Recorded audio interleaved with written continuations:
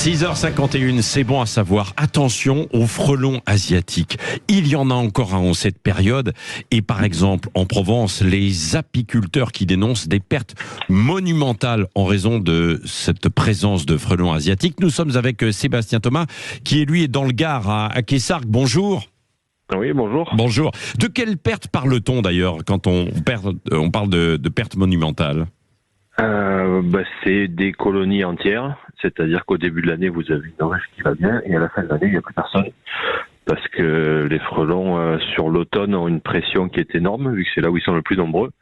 Et c'est là où ils ont le plus besoin de protéines, donc ils attaquent les ruches. Si on a beaucoup de ruches au même endroit, on peut espérer qu'il y aura des pertes un petit peu sur chaque ruche. Par contre, pour des apiculteurs qui mettent 3-4 ruches sur un seul site, les ruches se font dévaster parce que les frelons sont bien plus nombreux que les abeilles. Ouais. Alors comment faites-vous pour lutter? Parce que je sais que vous avez lancé un appel à l'aide et puis que vous vous êtes organisé pour ça.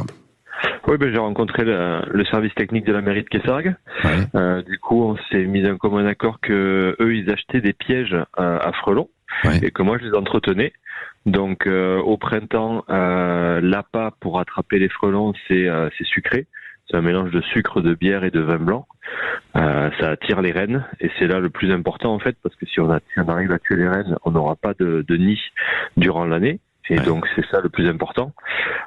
Et pour les rennes que l'on a ratées, qui ont réussi à créer une colonie dans ces pièges-là, au milieu de l'été, jusqu'à en ce moment et encore pendant un mois s'il fait pas froid, il faut mettre des protéines, donc du poisson ou de la pâté pour chat. Ça marche en ce moment là, sur les pièges que j'ai sur Quessargues. Et on attrape beaucoup de frelons, mais malheureusement la reine est là, elle a déjà pondu les futures reines pour l'année prochaine, et donc on fait que réduire la pression. Ouais. Il faut un grand plan national, Sébastien Thomas, non? J'ai l'impression, parce que le frelon asiatique qui est apparu, il y a une petite dizaine d'années, a été reconnu comme nuisible par l'Union européenne, et il y en a de plus en plus, quoi. Ça prolifère. Hein.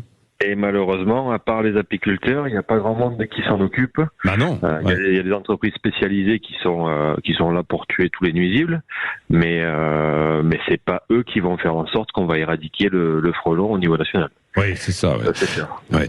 Pourquoi il y en a encore en cette période? Parce qu'il fait de plus en plus doux, l'hiver arrive de plus en plus tard, et clairement, tant qu'il fera pas vraiment froid, ils vont pas mourir En fait, ils meurent de froid là une fois que l'hiver arrive. Donc là, pour l'instant, il fait un petit peu froid la nuit, mais ils sont dans leur nid, qui est plutôt bien protégé.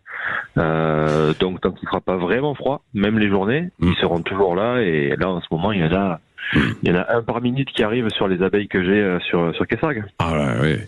Bon, écoutez, merci d'avoir été avec nous ce matin. Bon courage à vous. Et puis, on va suivre ça pour essayer d'en venir à bout, ou en tout cas de mieux s'organiser à l'avenir. Vous montrez l'exemple. C'est bien d'en parler. Et ça serait bien que les pouvoirs publics, eux aussi, se mettent à réfléchir sur des solutions pour les éradiquer. Écoutez, comptez sur nous, en tout cas sur Sud Radio, pour relayer tout ça, évidemment. Merci beaucoup. Merci beaucoup. Donc, Sébastien Thomas, du côté de Quessargues, dans le Gard. Et puis, je passe le bonjour au passage, d'ailleurs, à tous les habitants du Gard qui nous écoutent.